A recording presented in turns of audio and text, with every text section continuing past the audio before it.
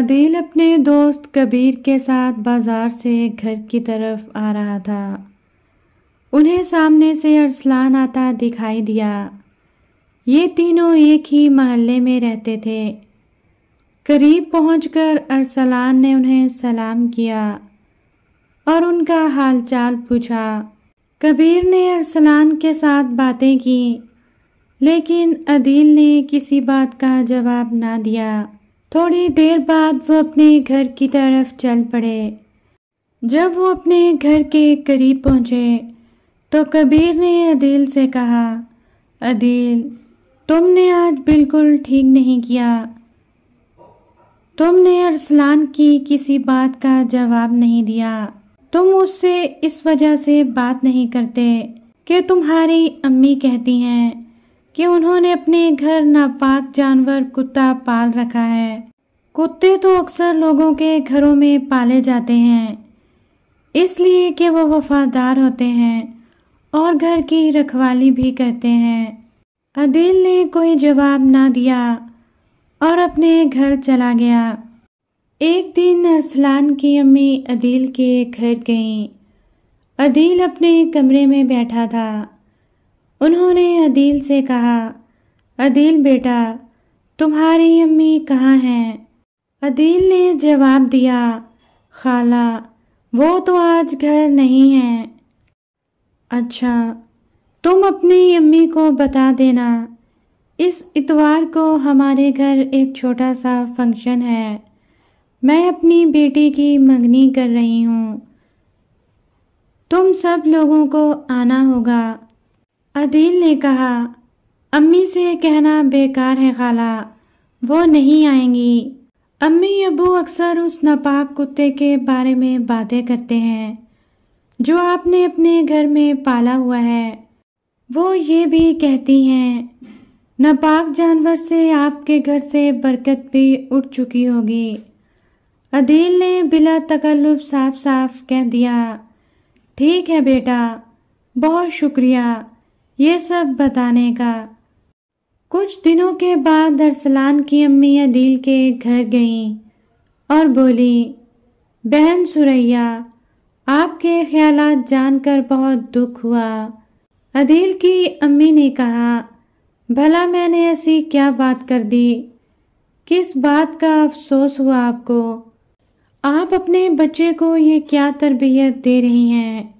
رشیدہ خالہ نے بات شروع کی، کیسی تربیت کی؟ کیا مطلب؟ میں کچھ سمجھی نہیں۔ عدیل کی امی نے پوچھا، وہ سب سے یہی کہتا پھر رہا ہے کہ ہم نے کتا پالا ہے تو ہمارے گھر سے برکت اٹھ چکی ہے۔ ارسلان کی امی اصل بات کی طرف آئیں۔ برا مت ماننا بہن، کتے اور اس جیسے غلیظ جانور کم از کم کسی مسلمان کے گھر میں نہیں ہونے چاہیے۔ عدیل کی امی نے صاف صاف کہا، بہن، 3 سال پہلے جب یہ پلا تھا تب تیز برسات میں راستے میں شدید ٹھنڈ سے ٹھٹھر رہا تھا تو اس وقت میرے شوہر کو اس پر ترس آیا اور وہ اسے اٹھا کر گھر لے آئے۔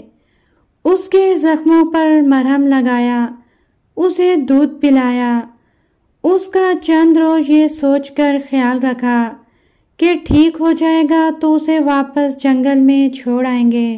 مگر اس کے بعد یہ معصوم جانور تو اس قدر ہم سے مانوس ہو گیا، ہمارا گھر چھوڑنے پر آمادہ نہیں ہوا۔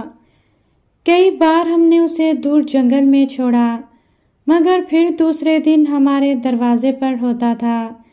پھر ہمیں بھی اس پر رحم آ گیا، ہم نے اسے مستقل اپنے پاس گھر کے پیچھے جگہ دے دی۔ کیا وہ ہمدردی جو ہم نے اس کتے کے ساتھ کی، کیا وہ سب غلط تھا؟ کیا ہمیں ایسا نہیں کرنا چاہیے تھا؟ کیا اللہ کے نزدیک بھی ہماری یہ نیکی، یہ ہمدردی فضول اور لا حاصل تصور ہوگی؟ خالہ رشیدہ ایک سانس میں بولتی چلی گئیں، جی بہن، کہہ تو آپ ٹھیک رہی ہیں۔ جس بے زبان جانور کے ساتھ ہمدردی کی جائے وہ تو بعد میں احسان مند ہو کر آپ کا ہی رہ جاتا ہے۔ عدیل کی امی نے اب شرمندگی سے کہا، انسانوں کے ساتھ ساتھ بے زبان جانوروں سے بھی ہمدردی، پیار، محبت اور ان کا خیال رکھنا بھی ایک اچھا مسلمان ہونے کی علامت ہے، اور اللہ کی طرف سے بھی ہمیں یہی حکم ہے۔ خالہ رشیدہ نے نرم پڑھتے ہوئے کہا، بالکل بہن، آپ ٹھیک کہہ رہی ہیں۔ عدیل کی امی کو بھی اب اپنی غلطی کا احساس ہونے لگا۔ اگر ہم نے کتے کو اپنے گھر کے پچھلے حصے میں جگہ دی تو کیا ہم مسلمان نہیں رہے؟ خالہ رشیدہ نے کہا، مجھے معاف کر دینا بہن، آپ نے تو میری آنکھیں کھول دیں۔ عدیل کی امی نے شرمسار ہو کر کہا، آپ کی اس تربیت کی وجہ سے آپ کے بیٹے عدیل میں بھی غلط خیالات پیدا ہو رہے ہیں۔ آپ کا بیٹا بات بات پر میری امی